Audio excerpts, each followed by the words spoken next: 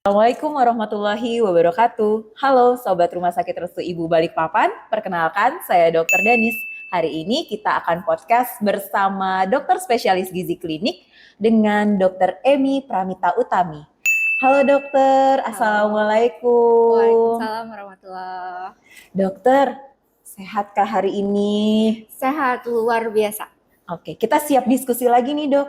Oke, siap. Sebelumnya kan kita sudah membahas terkait susu formula nih dok, beserta ASI yang wajib sekali untuk dikonsumsi oleh seorang anak mulai sejak dilahirkan hingga usia 6 bulan, bahkan boleh sampai usia 2 tahun. Tetapi kali ini podcast kita berbeda dok. Kita akan membahas terkait bagaimana sih mengatur diet atau pola makan yang tepat dok. Bahkan minuman pun katanya harus dipilah-pilih ya dok. Apakah itu betul dokter Emi?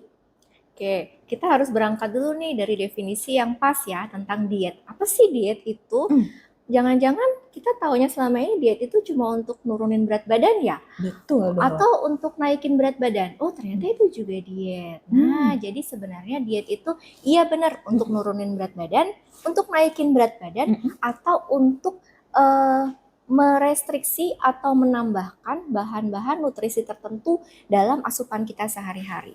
Nah, jadi diet itu sebenarnya segala upaya kita untuk mengatur asupan nutrisi sehari-hari.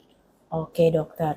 Dok, berdasarkan pengalaman pribadi nih dok, bahkan beberapa teman ya dok, ada yang namanya intermittent fasting diet dok, yang katanya, 16 jam saya gak boleh makan dok, 8 jam full saya boleh makan, terserah deh pilihannya apa aja. Itu gimana nih dok? Terkait intermittent fasting diet itu sendiri dokter. Oh, ini berarti diet untuk mengatur asupan ya? Betul. Mau nurunin berat badan mungkin ya? Betul sekali dok, bahkan ditargetin nih dok. Misalnya nih kayak teman-teman kita nih, ada yang, saya mau liburan nih, tapi pengennya kelihatannya singset lah kalau perempuan ya dok. Pasti sobat-sobat Restu Ibu juga pengen ya badannya duhai seperti gitar ya, gitar apa itu, gitar Prancis atau apa, gitar Spanyol ya dok. Pengen banget bentuk tubuhnya seperti itu. Jadi mereka memilih nih bentuk diet yang intermittent dok. Bahkan kalau saya lihat kok sepertinya menyiksa ya dok, 16 jam sampai tidak makan. Benar nggak sih itu dok? Atau ada pilihan lain seperti itu dokter? Silakan dokter Emi. Kalau mau kita khusus bicara tentang intermittent fasting ya, jadi sebenarnya itu ragam intermittent fasting itu banyak. Dan sebenarnya tujuan intermittent fasting sendiri bukan hanya untuk menurunkan berat badan, tapi ada beberapa manfaat yang lainnya yang disebutkan oleh beberapa literatur ya, bahwa intermittent fasting itu juga bisa bermanfaat untuk meningkatkan sensitivitas insulin. Nah, itulah bahasa kerennya gitu. Tapi intinya adalah memang ada pembatasan jam-jam makan. 16 jam tidak makan itu tentunya harus di jam-jam yang kita tidak beraktivitas secara berat ya, karena pasti akan menyiksa. Jadi gimana? Malam hari pada saat kita tidur tentunya nggak makan, itu boleh kita hitung. Jadi nanti perlu dirancang dong, jam-jam berapa sih mulai makan, jam berapa harus berhenti makan. Begitu. Dan tidak cuma 16 jam, boleh dimulai dari 10 jam, 12 jam misalnya secara bertahap ditingkatkan. Bahkan ada yang 24 jam full tidak makan, itu jenis intermittent fasting juga. Ada yang seperti itu. Ada ya dok ya sampai 24 jam tidak makan ya dok.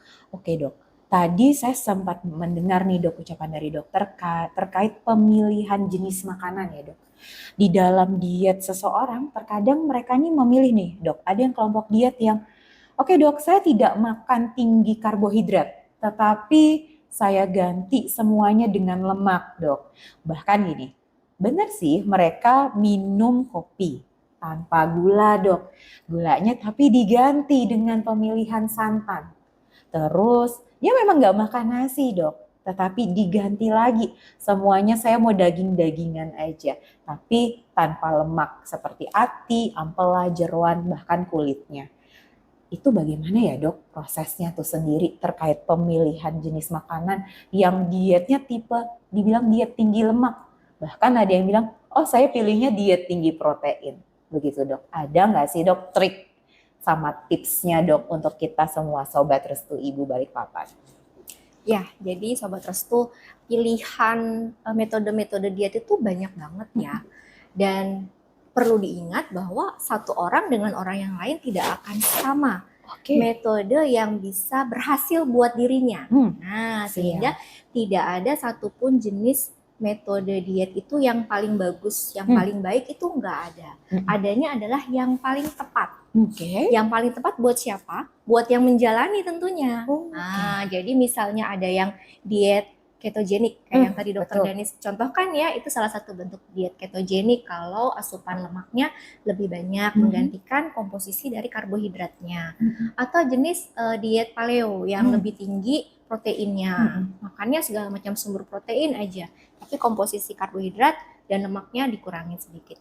Tentunya ada plus minusnya ya untuk masing-masing, sehingga tetap kembali yang paling tepat buat tubuh kita masing-masing itu harus dianalisis secara personalisasi. Oke. Sesuai kebutuhan diri individu yang akan menjalani.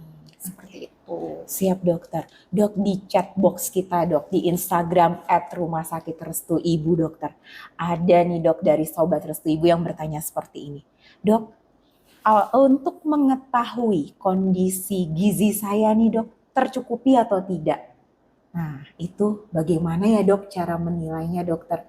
Bahkan beliau ini mempertanyakan status gizi anaknya. Usianya 5 tahun 5 bulan dok. Kemudian berat badan saat ini 15 kg. Apakah cukup dok sebenarnya gizi yang dicapai pada anak usia tersebut dokter? Atau adakah rumusan tertentu dok? Seperti itu yang bisa membantu Sobat Restu Ibu untuk mengetahui, oh saya ini gizi kurang nih, oh saya gizi berlebih, atau saya status gizi normal dokter. Ini berarti kita lagi ngomongin anak-anak ya, betul, usia dok. 5 tahun setengah Betul. tadi ya. Iya dokter. Iya, jadi kalau untuk penentuan status gizi anak ataupun dewasa itu tentunya berbeda. Jadi kalau untuk status gizi anak ada rekomendasi ini tabel-tabel status gizi perbandingan antara berat badan berdasarkan umur, tinggi atau panjang badan berdasarkan umur, indeks massa tubuh berdasarkan umur dan sebagainya. Di atas usia 5 tahun kita pakai grafik, pakai chart yang sudah distandarkan dari WHO.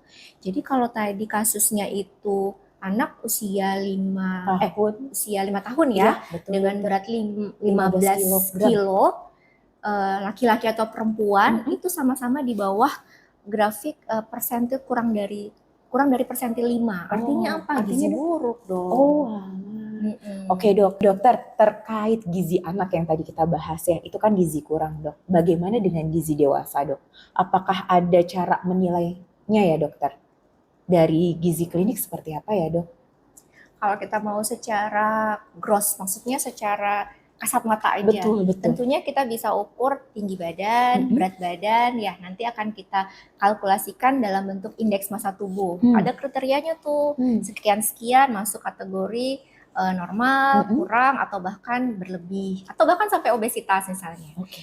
Tapi kalau mau lebih spesifik, kita punya nih di Restu Ibu alat untuk menganalisis komposisi tubuh, di mana lebih sensitif lagi mengetahui berapa sih jumlah lemak dalam tubuh, berapa sih komponen yang bebas dari lemak dalam tubuh, itu akan sangat berbeda ketika kita hanya mengukur berat badan dan tinggi badan saja. Berarti kalau mau lebih spesifik, sobat-sobat Rumah Sakit Restu Ibu Balikpapan harus kontrol nih ke polinya Dokter Emi. Dok, boleh kita tahu nggak dok, kapan aja sih dokter praktek di polinya Rumah Sakit Restu Ibu Balikpapan dokter? Hari Selasa dan Kamis jam 13.30 sampai 15.30. Jadi teman-teman jangan lupa kalau mau lebih spesifik terkait bagaimana sih status gizi saya atau anak saya atau siapapun yang sobat Rumah Sakit Restu Ibu sayangi, kontrollah ke Dokter Emi. Dok, lanjut lagi nih dok, makin seru dok. Pemilihan makanan dok, zaman sekarang dok, banyak banget yang katanya, oh saya sukanya yang biji-bijian nih dok, chia seed, bahkan ada yang pilih saya lebih suka makan gandum dok. Berbagai gandum, berbagai jenis kacang-kacangan. Gimana ini dok, kita mau ngatur polanya dokter? Jadi ada peralihan nih, Dulunya katanya orang Indonesia suka makan nasi dok, sekarang udah berubah.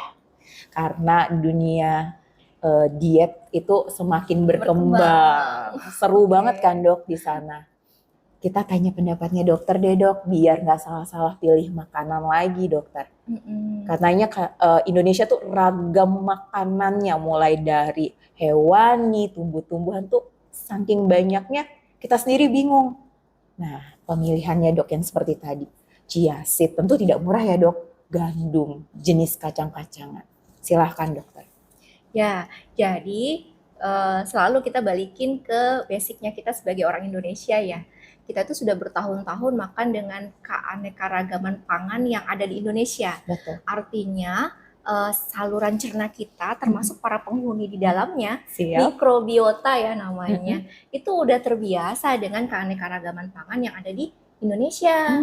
Kalau mau tiba-tiba diganti nih jenis yang ke westernan atau ke mediteranianan, itu mungkin akan butuh waktu khusus ya, butuh waktu tertentu untuk para mikrobiota di usus kita, bakteri-bakteri baik di usus kita itu untuk beradaptasi. Apakah itu tidak boleh untuk men-switch?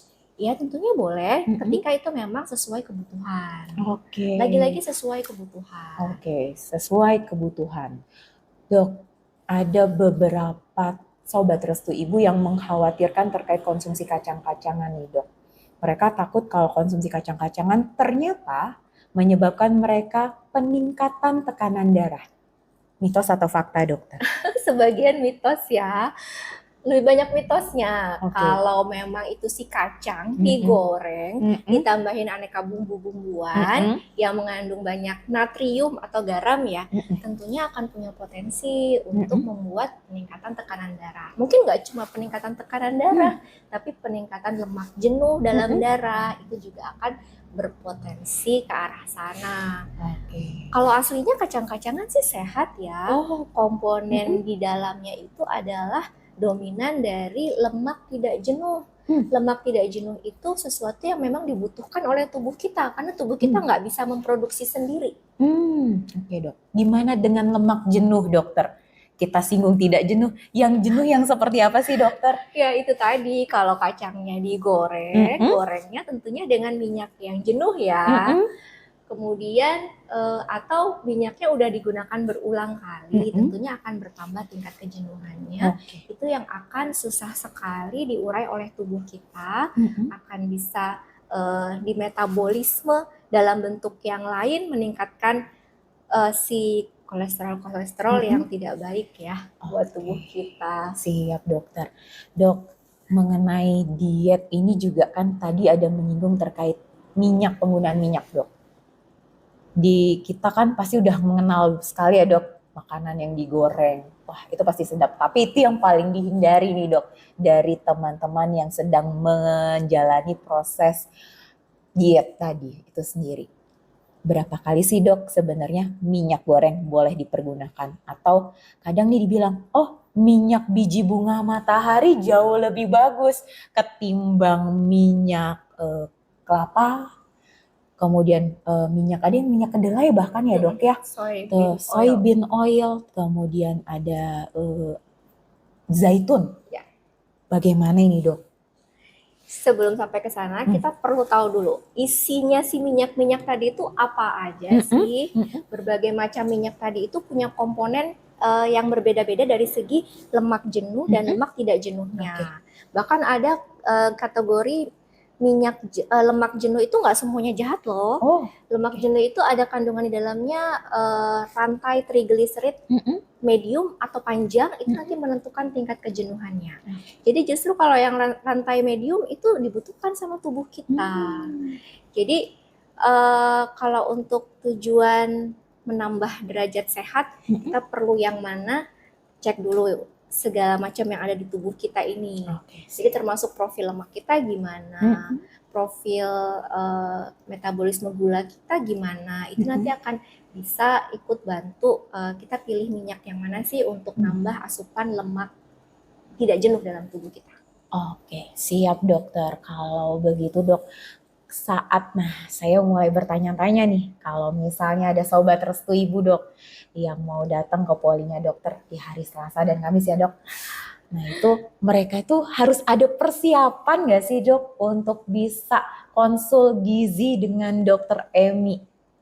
Misal Persiapan? puasa dokter atau gimana? Oh enggak Apa aja ya. dok yang perlu dikerjakan oleh teman-teman di rumah sebelum, duh saya deg-degan ini mau ketemu dokter Emi Iya, gitu. ada loh yang demi berat badannya itu nggak makin nambah pada saat ditimbang di Betul. poli, itu rela dari pagi sampai siang nggak makan apapun. Waduh, gawat juga ya dok ya kalau Enggak begitu. ya, nggak ada Siap. persiapan khusus. Mm-mm. Cuma paling saya akan bertanya, gimana sih preferensi Mm-mm. pilihan-pilihan makan, Mm-mm. jumlah-jumlah makannya selama 3 hari paling enggak, Oke. atau 1 hari terakhir, Mm-mm. atau yang biasanya memang paling doyan banget gitu. Saya ini suka banget loh makan keripik atau Mm-mm. suka banget makan gorengan misalnya. Itu nanti akan jadi catatan khusus. Gitu. Oke, siap dokter. Jadi buat sobat Rumah Sakit Restu Ibu Balikpapan tidak boleh ragu lagi ya untuk datang ke polinya dokter Emi berkonsultasi secara langsung. Dok, kembali lagi nih dok, ada yang bertanya. Dari teman-teman juga nih dok sama. Benarkah dok penggunaan terkait cuka apel dok di dalam menu diet mereka dokter? Seperti itu. Ada yang cuka apel, bahkan ada yang meminum sari jeruk nipis dok. Dalam keadaan perut kosong demi mencapai tubuh yang ideal. Bagaimana menurut dokter? Iya, nggak cuma itu sih, sebenarnya banyak ya komponen-komponen bahan alam yang sekarang tiba-tiba jadi hype gitu ya. Yes, betul dokter. Penggunaan apa kacang ini, kacang itu, biji ini, biji itu. Sebenarnya semua itu boleh-boleh saja, silakan dipergunakan, tetap disesuaikan dengan toleransi tubuh masing-masing. Oke. Karena ada tuh yang makan sari, jeruk, lemon misalnya di pagi hari tiba-tiba nggak tahan gitu ya lambungnya, jadi memicu penambahan asam lambung, jadi sakit di ulu hatinya. Tapi pada prinsipnya adalah segala macam metode atau bahan yang digunakan untuk menurunkan berat badan tetap harus ada prinsip restriksi kalori. Yang masuk harus diperhitungkan dan yang keluar juga diperhitungkan agar mencapai target penurunan berat badan. Oke, siap dokter.